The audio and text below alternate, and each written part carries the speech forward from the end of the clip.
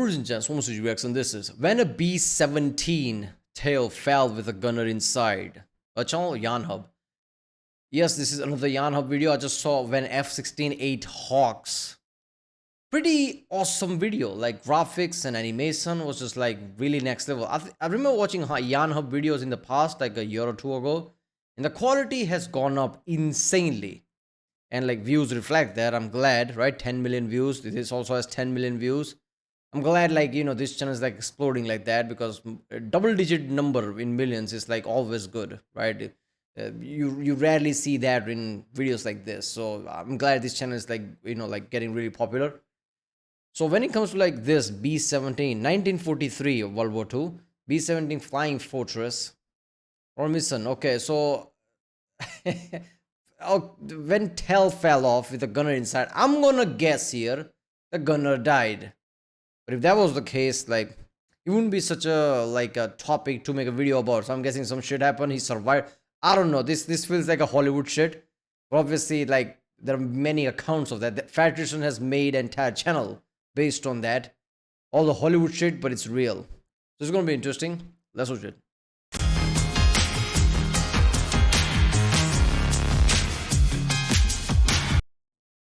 Remember, people, if you like my reaction, don't forget to like and subscribe. The more engagement this video gets, the more I'll know what type of videos to react to more. I like accounts like this. I like channels like this. And if you want me to do any specific video, definitely comment down. I'll eventually get to it. And yeah, let's watch it. It's November 29th, 1943, and in the tail of the B-17, Rikki Tikki Tavi sits tail gunner Jean Eugene Moran. There are over 300 planes in the air to target Bremen, a very heavily defended industrial city. With just 10 minutes to target, everyone nervously scans the skies when the inevitable call comes over the intercom. Bandit, 12 o'clock high! The German pilots know if they can come in straight and level from the front, they'll avoid being hit by the top turret gunner and the ball turret gunner from the planes they're targeting. A staffel of Bf-110s comes straight onto the formation. They're carrying a new weapon, 21cm Werfergranate mortar rockets. The 110s release a barrage that streaks towards the box formation of flying fortresses. In the pilot seat of Rikki Tikki Tavi, the 20... Yeah, the last thing you want from Germans is like, oh, there's a new technology. Oh, God. Now what? That's what the case was in World War II. 1-year-old pilot, First Lieutenant Linwood Langley, barely has time to register what's happening as a rocket streaks by the cockpit, barely missing him. Jeez, did you see that? Tail the crew. 1 is down. First the rockets, then the guns. The Bf-110s are now in range, and they fire with all they have. As the 110s roar by, Navigator Second Lieutenant Jesse Orison is ready with the cheat gun. In a moment, the enemy have gone past. Get him, Gene! But at the back, Gene is ready and peppers the 110s as they fly straight on and then peel off in pairs. Squinting in the distance, he sees small dots. Is he using Unreal Engine? The face graph, animation and everything feels like a newer engine, like the newer games engine. Oh, that's some next level shit, man. There's more. Bandits, 5 o'clock high! He shouts as roaring in from above and behind are more German planes than Gene has ever seen. Bf-109s and the dreaded Butcherbird FW-190s.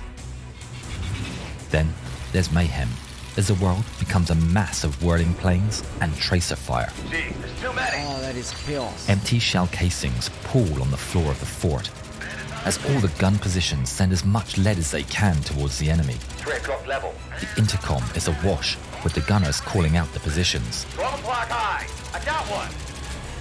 I think they're peeling off. Watch out for flak!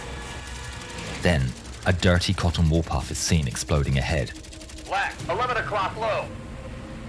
The sky is covered in 88mm flak. Some of the German planes peel off, but others don't seem to care about the flak and just press on their attack. The B-17s are buffeted about as the flak explodes all around them.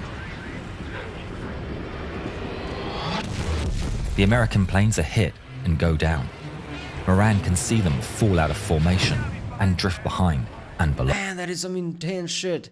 Imagine that as a humans, we couldn't even imagine to think about flying, looking at the birds with envy. Like, look at how they can fly. We discover how to fly and relatively no time because, like compared, like all the times, like, humans being a thing, it's close to no time between when we learn to fly to World War II, I guess. So imagine that shit, like, like this kind of a chaotic battle in the clouds with a plane. That shit is intense when I think about it, man. This was it's like, like Napoleon battle on the ground, but this is happening in the fucking clouds. Too many planes, too many bombers, too many gunners, and a cloud all around. This is not on the ground, this is in the sky. This is insane. Low. Pilot to Bombardier. Curtis, you ready to drop them? Yes, sir. Bombay doors coming open. The bomb bay doors are open. They wait nervously for the lead plane to drop their ordnance. Just drop the damn bombs, will you?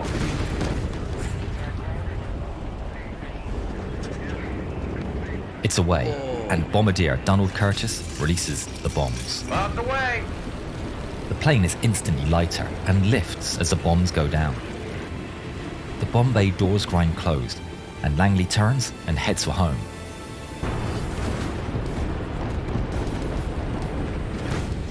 The flak slowly and mercifully peters out. Damage report. Navigator, okay. Roll tower, okay. Only some holes in the wings and fuselage. Looks like we're fine, Lieutenant. The captain's amazed. Okay, it's surprising to me that something that should be delicate, which is plane, even a hole should be devastating. They can do whole battles with bullet holes and everything, damage to the plane, somehow still able to fly back. Right? This type of battle should not exist in the sky, but somehow it does. That's marvel of engineering right there.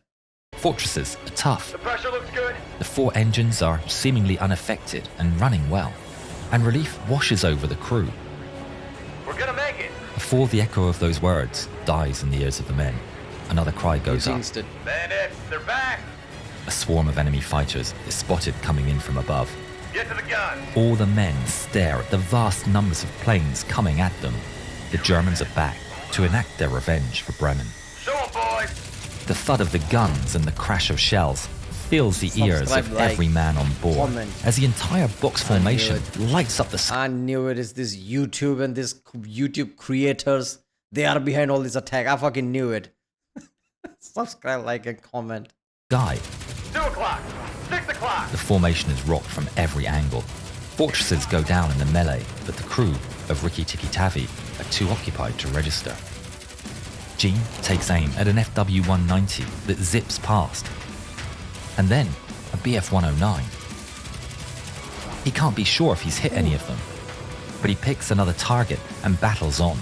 2 o'clock high. Watch out. The B-17 shakes under the impact of another volley and slowly starts to drift back from the formation. The hydraulics of the gun. What if it's just slow enough that you can't attack fast enough before plane flies away?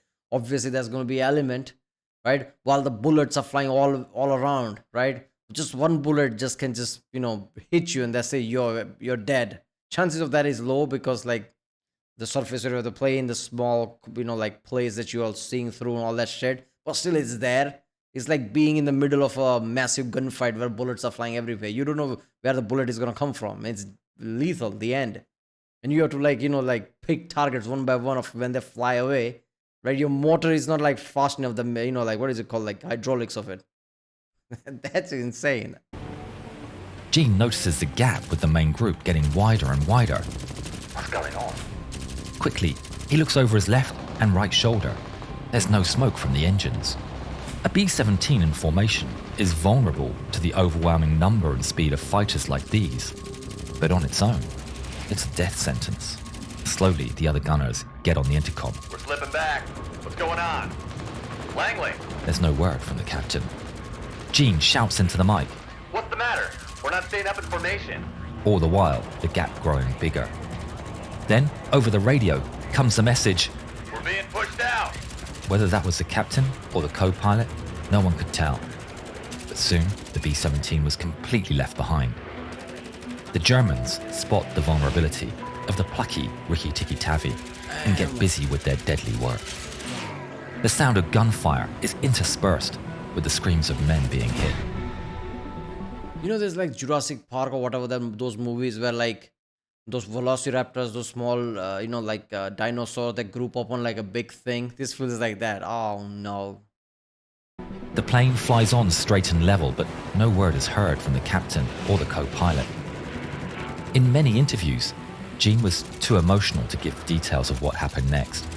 However, in the excellent book Tailspin, written by a close friend of Gene's, it states that from the bottom of the bomber, ball turret gunner Wilbert Pee Wee Provost, Gene's best friend, screamed, "Oh, there's a son of a bitch. He's coming up at us. He's coming right up our ass. Buddy, I'm done." Gene shouted for his friend, and he could hear shots breaking the plexiglass dome. There's a scream over the intercom, and a twin-engine Messerschmitt fighter flies up and passes the rear of the bomber, right in front of Gene's guns. Oh my god, that underbelly, I knew it as soon as I said, like, I'm pretty sure it was the Yarnhub that I reacted to the video where he talks about the underbelly, underbelly gunner or whatever he's called. It's always royally screwed, right? Even here. Damn. Gene's 50 cals ring out at the German fighter and find their mark. Smoke trails from the stricken machine, and it falls out of view. No more is ever heard from the ball turret gunner. At that moment, a Bf-109 pulls up alongside. Gene tries to swing his guns to the right to take him out, but the German knows the B-17's arc of fire and stays just outside of the danger zone. What? Gene locks eyes with the pilot. Then the German gestures. He points at Gene, then points at the ground. Gene just stares back. The German repeats the gesture. And then it strikes Gene that he is being given a chance to bail. Was he the only one left? Had the remaining crew died or bailed already? He can see the other German planes waiting in the distance. It's literally a life or death decision. Gene would never get to make that decision. The temporary truce is shattered by the crack of gunfire. Someone on Rikki Tikki Tavi is still alive and is shooting at the German. Whatever choice Gene had has now disappeared. In a moment, the Bf-109 turns and is gone.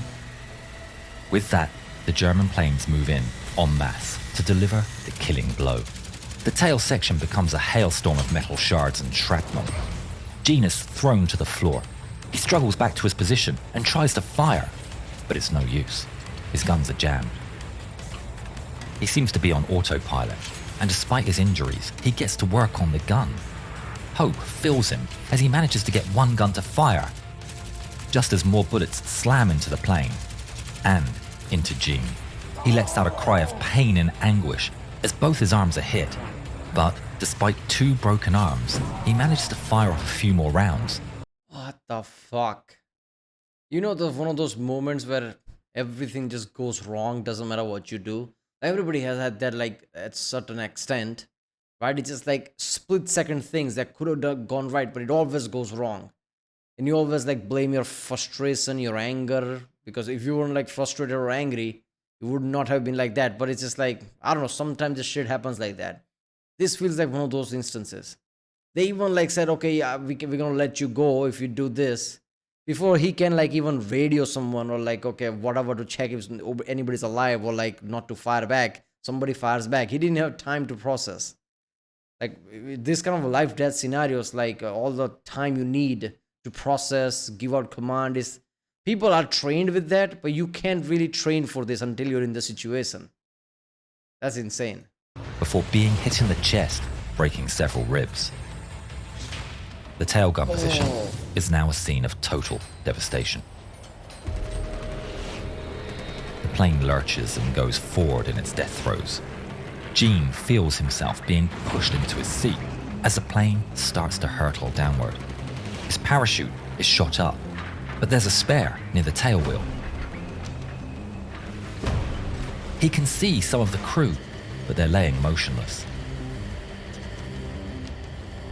There's a gut-wrenching groan as metal tears. he can feel the floor beneath him move. Man, B-17 must feel like a coffin to him at this point, like with all the PTSD and shit by then, right? Knowing that there is no hope now because you're basically fucked, you're not gonna do anything. People are lying dead and you're crawling in this metal coffin, which is getting shot at. That is insane. Almost like he's being pulled backwards. He grabs hold of anything he can and he watches the sky appear, and then the main fuselage drop away from the tail. He desperately grabs the floor of the tail section and pulls with all his might. Screaming with pain into his mask, he watches with horror as he sees the Rikki-Tikki-Tavi sink below him, while he remains in the tail section. In the nose section though, Navigator Jesse Orison and the bombardier Donald Curtis fire their guns at the seemingly countless planes buzzing them. There's just too many, and they're too fast. Bullets strike the plexiglass, hitting Curtis and pushing him back into Orison. The plane is nose down. Orison wrestles with Curtis's limp form. Yeah, I'm not gonna lie, at this point, if I know like everything's lost, I would not try to fight back like that. I guess I would try to land. Even if you get caught, maybe there's a chance that they'll just make you a prisoner of war or something. At least they won't shoot you down, because at this point you're basically dead. That's what's happening here. And manages to get a parachute on him before the entire plexiglass nose shatters, and Orison is thrown from the plane. Jagged glass rips into his legs. He falls and pulls the ripcord, screaming with pain. It's then he sees the tail section of the Rikki-Tikki-Tavi. He remembered seeing the rudder and elevators fluttering as it whirled around and fell. Little did he know, his friend was still inside. The hell? There were at least 3 eyewitnesses who watched the tail fall. Some more fanciful accounts even reported that Gene kept firing as he fell. What the? But according to Gene, that did not happen. I mean, yeah. Inside the tail, the force of the Why would that happen? Like at this point, there's no reason to fight back. There would be too Vin Diesel-y, let's just say. spin is tortuous. The speed of the spin and air pressure pins him into place, unable to move, and a red mist covers his vision as blood seeps into his eyes. Oh my The god. fall seems to take forever. The tail falls and falls, I'm surprised he's not passed out. and eventually slams into trees with a violence that a living man should not feel. But Gene did. Survived. Through his damaged eyesight, I mean, I Gene know he survived. He just said like later on he talks about it. I know he survived, but still, witnessing this like, oh, holy shit, how many broken bones? Like, sees a light at the end of a tunnel. He crawls towards the light. He feels pain from his broken arms and can feel his fillings loose in his mouth. But still, he crawls towards the light. And then he falls. Miraculously, he finds himself on a forest floor. The tail section of the Rikki-Tikki-Tavi is hanging above him in the trees. He lies there for a moment, elated. He survived, but not without injury. He reaches up to his head carefully with his broken arms. There's a crack in his skull, so big he can feel the softness in between the gap. whoa. Shortly, he can hear voices, half expecting to be killed by locals who occasionally enact revenge upon the falling bomber crews. He was heartened to hear the voices speaking French. Expecting to find a dead man, French workers from a nearby camp and several German soldiers find Gene. He's dragged through the forest roughly and is transported to a camp where a Serbian doctor operates on Gene, putting a metal plate in his head to cover his exposed brain. Oh my god. Gene's injuries were not only physical though. Adrenaline is the one thing that kept him like awake. Otherwise, no way you have that kind of a crack in your skull and all those damages, all that fall, and you don't pass out. But like sometimes your brain shuts off when it thinks it's safe enough. So adrenaline is one of those things that brain looks for. So if you have like high adrenaline because of shit like this, your brain doesn't go to like sleep and shit like that. So yeah, But there's a reason why your brain goes to sleep and like just blacks out, because that pain, the certain threshold of pain is probably too much for you to bear.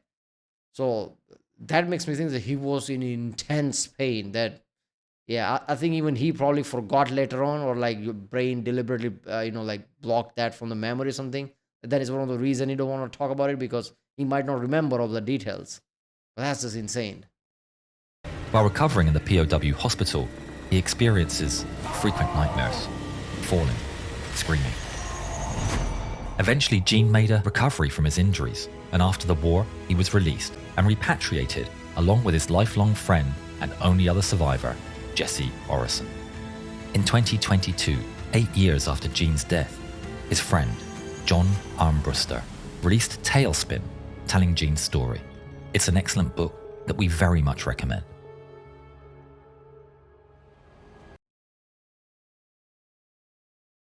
Whoa. Did you hear about the ball turret gunner who fell without a parachute and survived? Yeah, that's one film everyone should watch. I like how he just there's a video he made, that basically end card video, and he made sure to put an animation with a dialogue in the end of the video. That's the professionalism that you should expect from Yarnhub. That's insane. I'm just like 1.8 million subscribers. That's what it is right now. I'm guessing that's going to reach multiple millions in just few months. I hope that's going to happen, because this is just next level. Well, that was when a B-17 tail fell with a gunner inside. This was like cinematic, man. This felt like a short movie. If he makes an hour-long video, that might as well be like Netflix level movie at this point, because this was really high end. I loved it. Alright, people, definitely go to original video page link, and from there support this channel. If you never watched Yarnhub video, like, you should do that first, right? The level of effort that would have gone into making this video, I can't even think about it. But yeah, and I guess I'll see you next time.